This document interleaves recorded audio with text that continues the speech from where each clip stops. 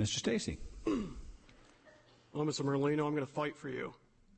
We're going to break into the books at City Hall. We're going to look at the budgets. We're going to look at the cost. We're going to see if there really is anywhere that we're wasting money, losing money, bleeding money. If there's things that are out of our control with the state of New York, and we all know that there's unfunded mandates, we all know that there's things that are out of the city's control, if I have to, I will go to Albany and I will fight personally to get these taxes under control and get these mandates under control. I'll invite Mr. Cuomo here to see what's going on in this city, a city that's one of the most depressed cities in the state of New York. Let him come and see it, and if he doesn't want to come here and see it, I'll take the pictures to him and I'll show him. One way or the other, we will get an audience, we will be heard in Albany, because a lot of these problems, I will give the councilor and the mayor, are out of our control. But we can fight, we can advocate, we can work together. And Mr. Kenyon, what will you do? Well, Dennis, I'll tell you what. There isn't a one of us up here that's going to do much for you. I'll tell you that right now. I'm going to be honest with you. We can only raise taxes 2%. That's a new law now. We're $600,000 in the red in medical costs. 2% tax increase would be $90,000. Now, what I want to do, if I get in there, I want to ask the employees, and we're going to have to just have them help us. You know, I don't want to get rid of the jobs, but I'll tell you what, we're going to have to start looking at this mental cost real bad. I mean, it's the mayor will tell you, with every alderman that's here, or councilor, whatever you want to call them, what am I going to do for you? I'm not going to promise you anything. Thank you. Okay. You raised the issue of employees, so let's go to that one. That has been a difficult issue for the city to tackle, particularly as regards its fire and police, particularly in there with the minimum mandatory staffing of the fire department. Rather than ask you how you're going to change it, because the consensus is that it's very, very difficult to change, if not impossible, given public employee bargaining laws, let me ask you this way. If you were starting a fire department for a municipality from scratch today, what would it look like? How would it operate? What would the staffing be? Mr. Stacy? Excuse me. Obviously, you'd have to look at the size of the city. You know, you do need a minimal number of firefighters. We all know that. As far as shifts, perhaps we could look at an 8-hour shift or a 12-hour shift as opposed to shifts that last over a day. I mean, I think that's where you come into a lot of the problems with your overtime, is when you're calling somebody in, they have to work 24 hours overtime to cover for the person as opposed to an 8-hour overtime shift. In addition, if that couldn't be done or that couldn't be rectified, I would look at consolidating or merging some services with the surrounding towns. Maybe even look at the option of a potential hybrid department where we would have paid firefighters on staff supplemented by volunteers, which would give all municipalities more bang for the buck and more protection. Mr. Kenyon. Yes. Fire department, you'll never, we've talked about this every year about 8-hour shifts. It'll never work. The best you can do is about 14-hour shifts. I think that's what we were talking about. What you got? Why is, I'm sorry to interrupt, but why is that? Can you explain that? Because it costs you more overtime at 8 hours a day than it would 14. You got to have a plan. Right now, our trucks are ridiculous. I mean,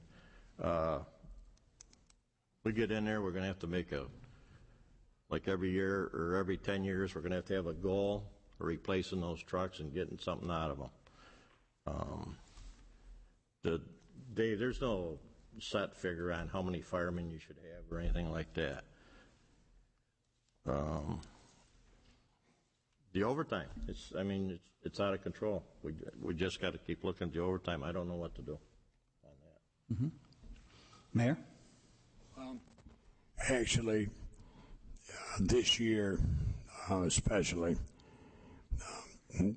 it's coming to light a lot. Now, I've done a lot of research on it. I made an off-the-wall comment at a council meeting about 2 months ago that actually come back to haunt me, but it's done some good because it's got the towns talking. I made the comment that we were even looking into mutual aid because I didn't consider it mutual aid. I considered it Fulton aid. Okay? Now you have to understand the towns have volunteers, and they're very good. They've been fighting fires for years. But if you talk to the Oswego County coordinator, and he visited me after that comment because it stirred a lot of controversy throughout the towns. When we have a mutual aid agreement with Cody, Valney, and Granby. Now, Granby has a fire district, and they are allowed to tax people. Where Valney has a corporation, and the town contracts with them for so much a year. Now, in mutual aid, if we have a fire and we can't handle it all, the towns come in to our help. Problem is, we very seldomly have a fire. Okay? After urban renewal and like that, a lot of those buildings that were fire traps are gone. But if any one of those three towns has a fire, the protocol for mutual aid with 911, if it's a structure fire, Fulton is called first before the volunteers. Now, knowing you have minimum staffing, if our guys are out of town, I got 5 of them out there, and we've had 4 of them just at Chateau West this year in Granby. They're going to bring the other guys into that station to make up the 8-man rule. So I've been dealing with them on that. I got the attention of some of the ones in the Granby Fire Department, and they said, Mayor, come out and talk to us. We would be willing, because we are having a hard time getting volunteers, we would be willing to do some kind of contract with the city to help offset that cost. My goal would be to take the Granby and Valney fire departments in Fulton and consolidate them all. And we could call it the Metro District, because the towns don't want to lose their identity any more than the city does. Now, the advantage to that is they've all got new trucks. Our trucks are old and beat up, and the reason for that is we use them more, okay? And when you try to get money from a state or federal government for a fire truck, our representatives represent Granby and Cody and Valney and Fulton. So each one of them gets something. If you had that district, they would only need to get one vehicle for the whole district. Because at the end of the day, we're out there using it anyway. Our 100-foot tower is in Hannibal. It's complex now. Right now, part of our negotiations is a 10-hour and 14-hour shifts. 2 10s, 2 14s. 95% of your paid fire departments in New York either work 24s and 48s or 14s and 10s. The advantage to that is, if I have a person off on 24 hours, I got to cover 24 hours overtime. If I have them off at 10 hours, I only got to cover 10 hours. Okay? Makes sense, okay? But it's a hard sell. It's a big brotherhood, and it's a big change. And I will say, without going too specific into the contract negotiations, the fire department is, and I've got 2 of the aldermen in with me, Darrell Hayden and Jay Foster. They're starting to look now and getting more serious and understanding. They did say the shift change wasn't a sticking point. Right now, minimum staffing is. But, like I said, if you have to have minimum staffing, the lower shifts are much easier. And, if I wanted to set up a new fire department, all I have to do is go back and look at our city charter and see the way it was set up. Originally, we didn't have a bunch of paid firemen. We had paid drivers that were at the station all the time. But we had a lot of call firemen throughout the city that were fully trained. And what that means is we didn't pay them unless we called them in. And the advantage to them back in those days were when someone retires, I'm trained, I can get on full time. So there's a lot of things to look at. And none of it's easy. Your police and fire unions are covered under what they call a tri-borough amendment that was passed in this state back in the 80s. And what that means is... Excuse me. Sorry. No, I'm sorry. Please. No. He's giving an answer. Let him answer. Please. If you want to speak, speak outside. I'm sorry if I'm taking too long, but it's a big issue. Fire and police are a huge issue. The Triborough Amendment, when you would negotiate with them, allows them, if you can't negotiate by the end of a year, a contract year, and you go into another year, you still have to honor the old contracts. If that wasn't there, they would be more willing to settle earlier. And that's one of the things the governor's trying to eliminate. I'm sorry, Dave, I'm done. Mayor, you are not noted for your short answers, it should be said. But, well, I think people need to understand it's complicated. All right, let's move on. I want to ask a question, individual questions for each of you that have come up in the cards that have come up here, one for each. And Mr. Stacy, we'll start with you. You are seeking to become mayor, CEO of a $25 to $30 million corporation without any direct experience in so doing, in so running. Why should someone vote for you? What is it that you can say to someone who says, but you've never run this kind of an organization before? That's a good question. I'm glad it was asked. As far as having no experience, that's not completely true. At Cayuga Community College, we are civil servants in the campus police force. Just like your municipal police officers, we're hired through a civil service test. We go through a police academy. We're bound by the same rules, same regulations.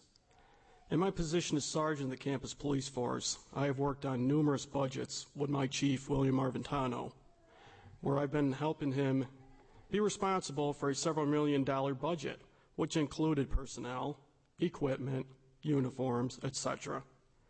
I'm not walking in this completely blind. We also have faced cuts. We've also have faced budgetary issues, just like every other civil service organization. We've managed to overcome that. We've managed to prevail. We've managed to keep our students safe over there. We've managed to take the burden off the Fulton Police Department from having to worry about that college constantly. As the mayor knows, we've signed an MOU with them now that we'll now handle our own arrests. And it was all because we sat down, we looked at how to do it, we looked at how we couldn't do it, we made the decision, we got it done. Not only did we get it done, we did it for less money this past budget cycle as we did the last one. And we still ended up with more. Little bigger, yes. Same concept, though. Okay, Mr. Kenyon, you're running for mayor, and you have sat on the Common Council and voted, I would think, having been to most meetings, the overwhelming majority of times with the position at the table. How is it that you have now a strong difference of opinion on how things should be run? To quote from one question, why were the ideas not brought to the table before now? Well, if I voted yes on things, and that's what I believed, and that's what my people in my ward wanted. I mean, I don't vote for myself. I vote for what the first ward wants. And like I said, if they're talking about the houses that the mayor did, I'd be a fool to say anything bad about the condition that he brought those houses back to. And and another thing people don't understand is when we go through that agenda, if we got a problem with that agenda, we get it on Friday, we call the mayor or down to the mayor's office and we find out, if we got a problem with it. So you vote. You're all on board. Everybody says we go out there and you guys, it's all rehearsed and everything. That's not true. It's not true. We've all talked about it and know what the agenda's about and what we're talking about. Okay. And Mayor Woodward, if this community needs a change and things are still difficult, why should someone vote for you when you have been at the helm of the ship? Why should people expect that things would be any different? I don't think things are going to change for a few years. I think that some of the changes we're trying to do right now will help. I've been busy the last 3 years trying to not raise taxes for Fulton. I can't control the combined rate. I was quoted as saying when a reporter, in fact she's here tonight, when they come out that we're the highest tax, Debbie Groom from the Post Standard said, Mayor, what can you do about it? I said, I don't know what I can do about it. And the reason I say that is we don't control county and school taxes. The only thing we can work on is Fulton. And the fact of the matter is, even though our combined rate, city, school, and county is one of the highest, the city of Fulton's not the highest. There's 9 other cities our size in the state that are higher, some are substantially higher. I've done my best. I think in these times to not raise taxes, actually they went down 16 cents a thousand. I know I had somebody tell me they were going to put it in their 401k, but it could have went the other way. It could have went up. It's the best I could do, you know. And I'll tell you, it wasn't without pain. Like I said, we're down 16 employees, and most we've been down in over 20 years. Dave, can I say something? Sure. I got to go along with the mayor. Yeah, I mean, in the newspapers, if you misquote yourself in there, or if they misquote what you say, and I know the mayor good and well enough, I think, that when she asked him about taxes, I don't believe he came back and said, I don't know what to do about it. I just don't believe it. So, in the council meeting Tuesday night, we had a problem. Some guy wrote a letter and everything, and that's what I'm talking about. Once that hits the paper, you're done, because that's what they quoted. And 10 of you are going to believe it, and 10 won't. So, And I also like to chime in too on the mayor keeping the taxes level. I do commend him for that. I commend Councilor Kenyon for working with him on that, because we all know we can't afford any higher taxes. I think the frustration that people are facing now is keeping them steady is no longer good enough. And I know it's hard, but we've got to find a way to get them down. One thing I'd like to say, though, I work very close with the school in the county, and they have the same issues that we have. They're dealing with mandates, and it's hard for them. I have a question now from Mrs. DeForest. She says, as an educator, I have increasing concerns for the city of Fulton, for the youth of Fulton.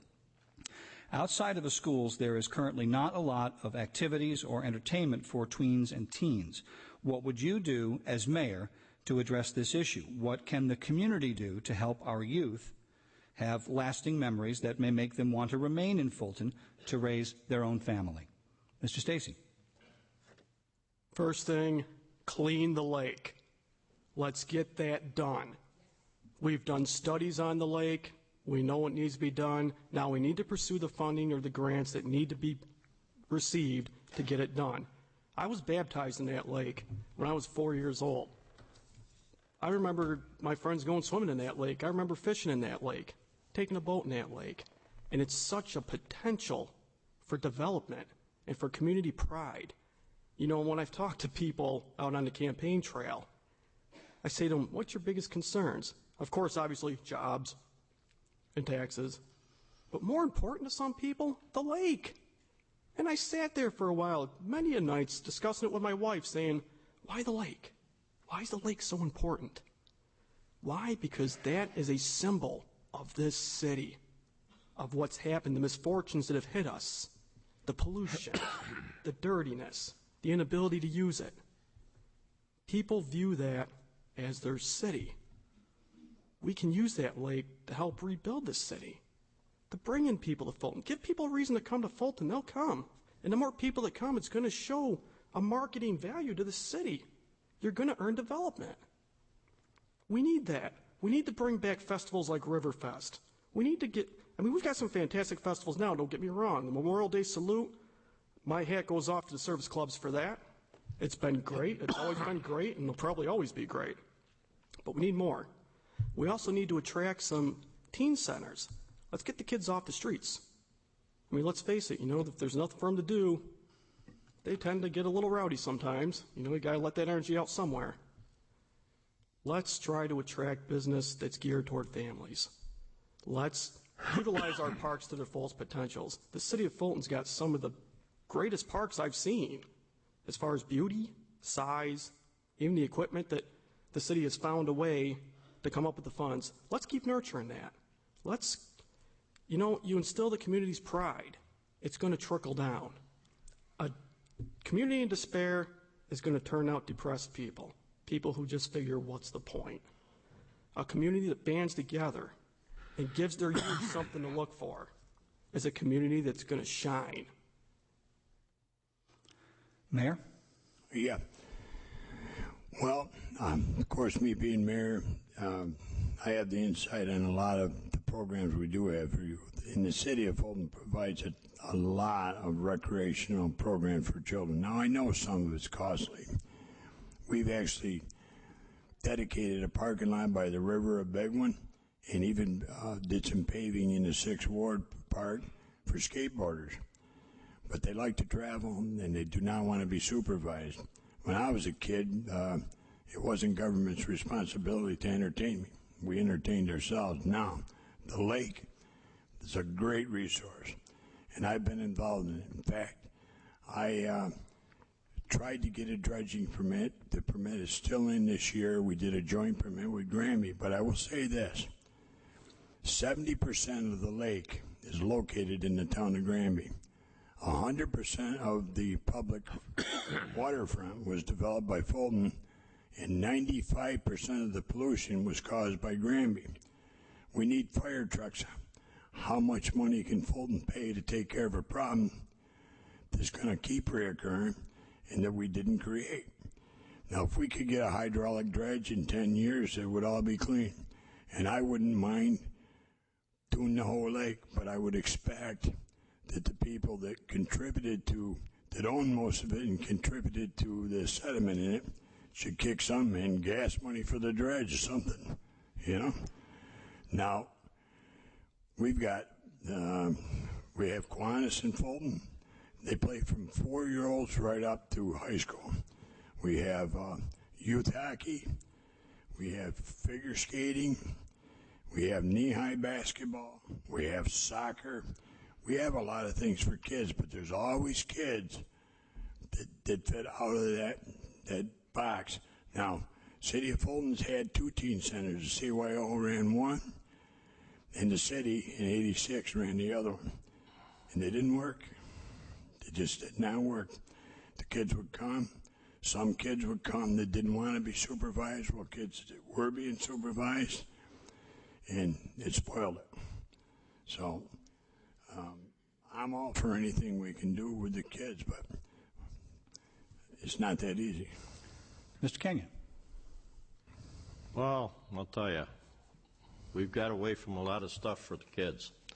I remember we used to have the Easter egg hunts, the Halloween parades, everything for these kids. I mean, kids, if you're out there campaigning, you talk to the kids, and they just keep telling you there's nothing to do. Well, there is stuff to do, but I'd like to see the Warren Memorial use something besides basketball all the time, like maybe a Friday night, Saturday night movie for the kids.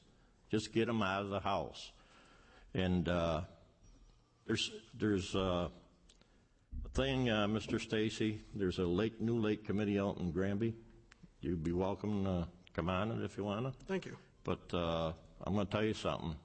We've had it for about 8 months now, 9 months, and it's probably going to be about $15–20 million to clean that lake up. I don't know. There's no grants out there. I think the mayor can attest to that. We've checked into it. There's no grants.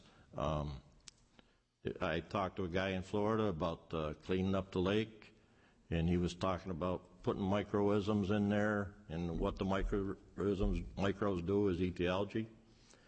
When they get done eating the algae, then they, it cleans it up. But you still, it's only, I think it was like one of the old guys told me it was 33 feet deep. Now it's like 7–8 feet deep. That's all it is. So I would think you'd have to dredge it too. So I don't know. I mean, Mr. Stacy, I'd love to see that lake back the way it was, because we were a thriving city when we had that, and you got tourism coming in, and I could just see the boats over there and fishing and swimming, and you're right.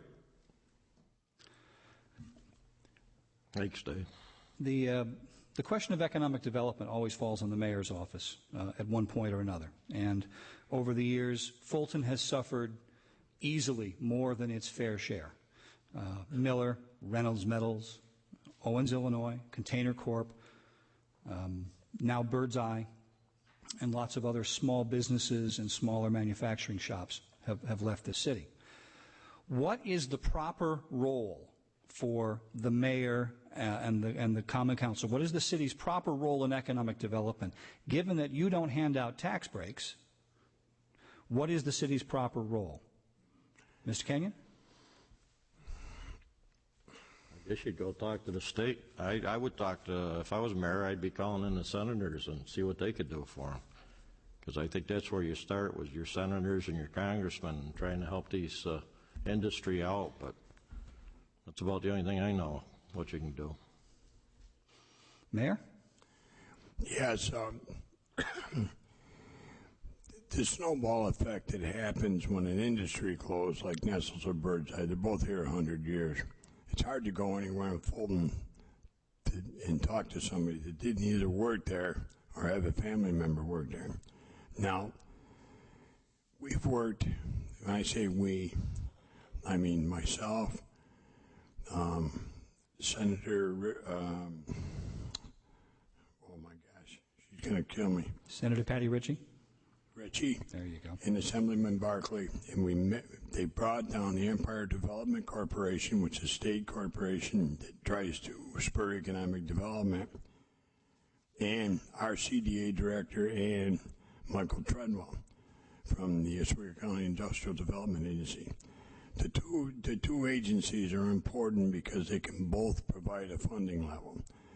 And the senator said, and the assemblyman, that the governor, in lieu of what happened in Fulton, if we could find a tenant for Birdseye or Nestle's, they had a financial package together. Now, what Fulton can do is go along with a pilot agreement. I'm not a big fan of them, but if it brought the jobs in, what a pilot agreement is a payment in lieu of taxes. And what it does, it keeps the taxes level for like 10 or 12 years. Now, having said that, Nestle's and Birdseye both moved to Wisconsin. They didn't go to China. And one of the big reasons, and I spent the day off and on talking to the vice president of Pinnacle Foods when Birdseye announced they were leaving, and I talked to him about taxes. He said, Mayor, we got taxes everywhere. He said, in Wisconsin, the power cost is 40% cheaper than it is in New York State. Now, when the power for jobs went away, when the new governor came in, because they had it, their power bill, and I'm talking electric bill, went from $89,000 a month to $140,000, okay? Now, their workman comp costs in Wisconsin for a factory worker is $1,100 a year, and in New York State it averages $12,000 a year per employee. Now, who wants to come here from Wisconsin and run a factory? I mean, think about it. And our legislators or state and federal are aware of it. I hammer on them all the time. In fact, one of them told me why don't I run for president. But the problem is, how do you compete with that? And until that changes, you're going to see more of the same. And when Nestle and Birdseye closed, they had a domino effect because a lot of your machine shops did work for Nestle's and Birdseye. Nestle closed, we lost $22 million a year in the economy and payroll, and now we're going to lose 9 out of Birdseye. Okay. Mr. Stacy, you've just heard the other two candidates who have been in government say that the city's role is primarily advisory, cheerleading, and providing benefits when asked by other agencies. Is there a different role? Is there anything that you would do differently? Both these gentlemen obviously have been in office. You know what they're telling you is true as far as this goes. I mean, it's just some of those things that are out of the control of the city as far as offering incentives or whatever. So I'd like to take both of their statements and also add on to that. I do feel the mayor should be out there trying to court the businesses. Go out and seek them. You know, Fulton's here. We've got to let people know it's here. They're not going to come here. We got to go get them. With that approach, and we've got to look at these power costs. Mayor Woodward is absolutely right. Utilities are out of control.